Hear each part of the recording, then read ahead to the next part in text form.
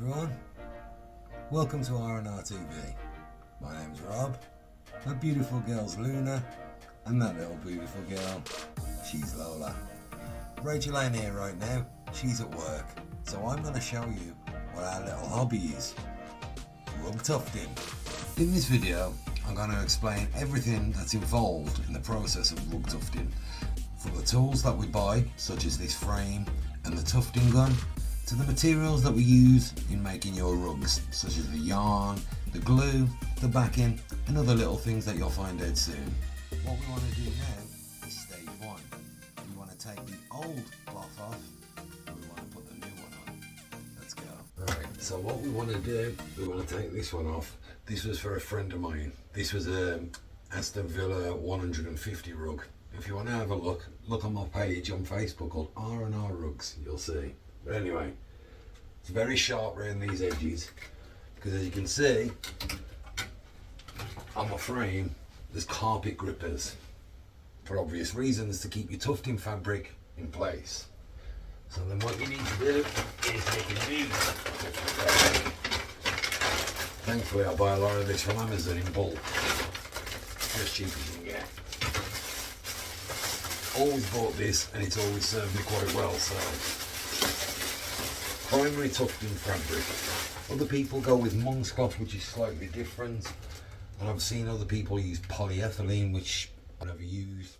This works every time, so primary tufting cloth. If you want to have a look, it's kind of like that. So what you need to do, we need to get this now. And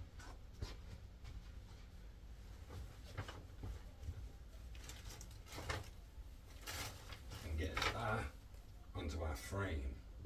We need to cut perfectly there. So let's do that.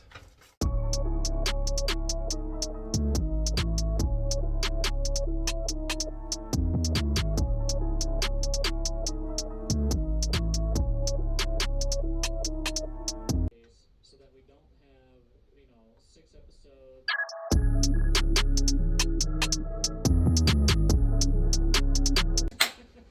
Done and done. Now we've got to get the image onto that. How do you do that, you ask, Rob? Well, very good question, and you got a good brain, thank you for asking. We do it with this, a projector, and my lovely little USB-C to HDMI lead, and a little gadget. Now we got the projector ready, which if you want to buy a decent one, yeah, I mean, you can buy a decent one. That one cost about 60 to 70 quid from Amazon. And by the way, that frame, I bought the wood myself from Wicks, about £30. I used to be a case maker long ago. So I bought it all the timber myself, and I built that 1 metre by 1 metre. So I can't be bothered showing you the kitchen because it's quite messy. So what we're going to do instead, we're going to do this. 1, 2, 3. That's right, I'm making one of them things. Seriously though, a few people have asked me, can you make one? Would you be able to? And to me, the way that it's shaped, it'd be the perfect video and the perfect rug to show you how to make one. Next stage, after we do the stenciling, is the main part. It's the tufting. So let me show you what I use. That's my beautiful assistant here, lovely Luna Whiskers will show you. This is what makes all the magic. Isn't that right, baby girl? That's right, give me keys. Thank you, Baba. This is what we do in the tufting with. This, if you're interested, costs, I forget now, but I guarantee I paid triple figures.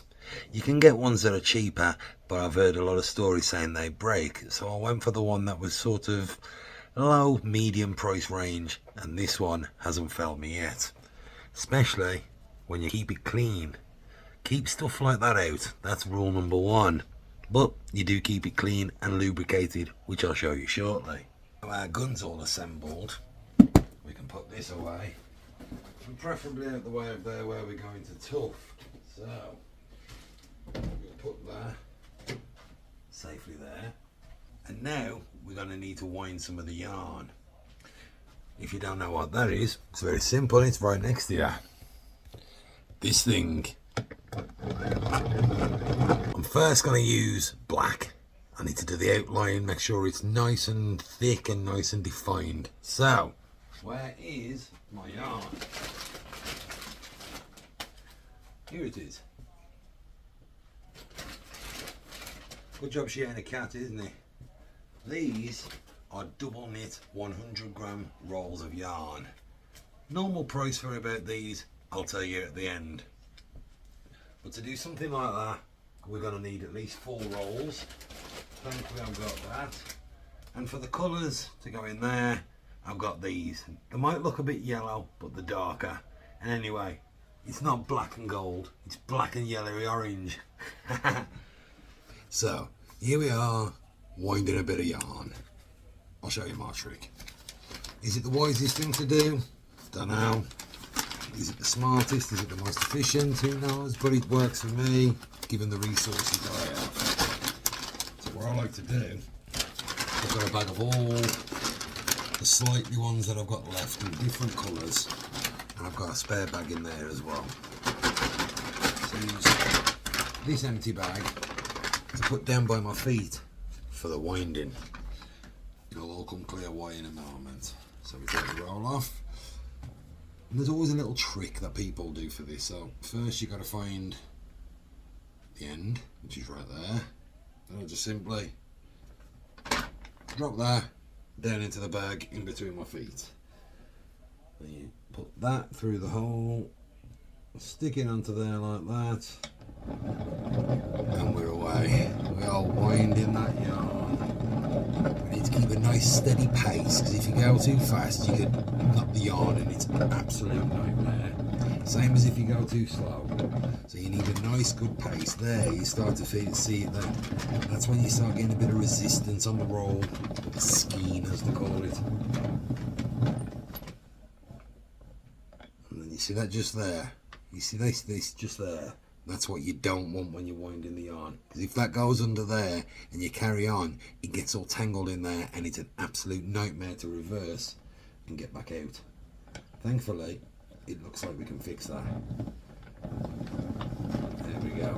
It eventually wraps itself back up. That will be a nightmare when we come to tufting in a bit, but that's a nightmare we can teach you about when we get to that stage soon. First we need to roll 2 black yarns so we can get to tufting.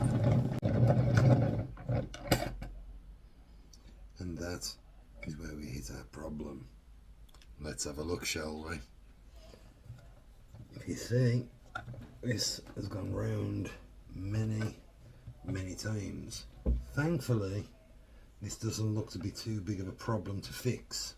All you do is just go backwards. Luckily, this one seems to be not too big of a problem. As you can see, what created the problem was that this, I got out of its locked position. I'm so glad you got to see that, because that is the easiest by at least 20 minutes that I've ever fixed a problem like that. When you get stuck under there like that, that can get in the jagged, serrated part right there at the bottom. It can get under there, go back on itself. It's... I'm sure I've probably lost a few days or weeks or months of my life stressing about all of that, but you fine people got to see the smoothest fix of all time. So let's carry on now. Now we've got our first 2 cakes done, we can start tufting. So we need to put these back in our bag that we just caked them up with. And we need to put that there. And we need to put that there. So they are going to get fed into the hole right there that the gun's in. And then it will be fed into the gun and we'll start tufting. So I'll be back in a second. We are ready to start tufting. Very much like a tattoo. You want to do the outline of your rug first, so you can get it exactly precisely how you need, and then you can really fill it out after you've done that. So we're going to start. Let's start down here. To do that, you want nice, quick, short, sharp bursts of your gun. Just follow the lines all the way to where you need to go. You can go there if you like. Put this on the outline. Make sure you shoot it a few times just to get the accuracy. If you want to go in one line, you could just go like that.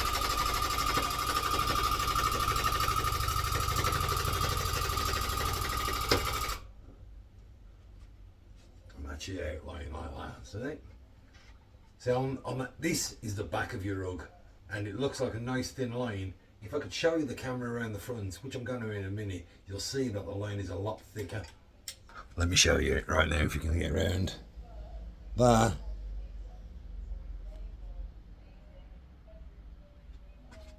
Is that one line right there. And we've got to do all of this outline and all of that black.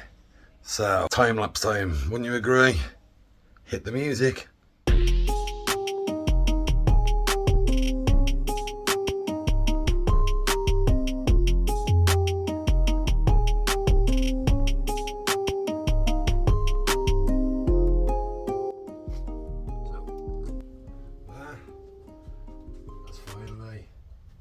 Been done.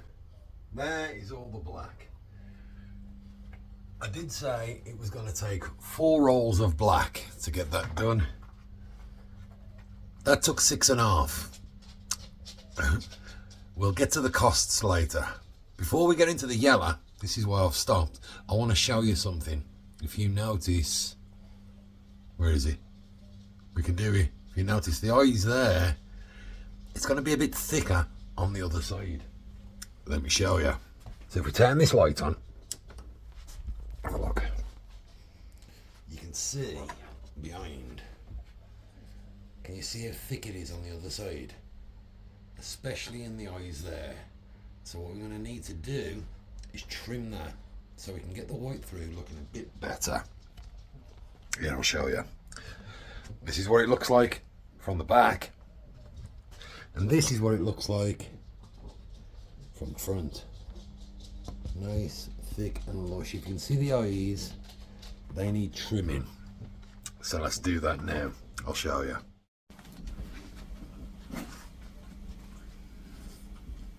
See these here? My assistants do like to cause a bit of ruckus, that's why I have to give out the verbal warnings like this. Oi!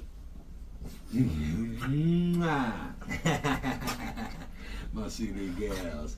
We've tried to make a video with them. I know. Wait there, let me show them. Look. We've got to teach. We've got to teach people how to make a rug. Come here, let's show them. I know. Back in a minute. Right then. So what we need to do now, we need to trim these areas and the right above that. So to do that, try not to rip your fabric, because you have got a monster problem trying to patch it back up. So what we want to do, actually quite nice and thick there at the minute, so we rub it along and we trim ever so gently, just to get it all filled out, so when we push the white through, there ain't going to be that many gaps, and it's going to be easier to trim and carve in between. So this, look, just a simple case. That's right, my Lola chicken. I'm just trimming and making it a bit wider for the white. And remember, we do not want to cut our fabric, because then we have got quite the expensive problem on our hands, and we don't want to do that.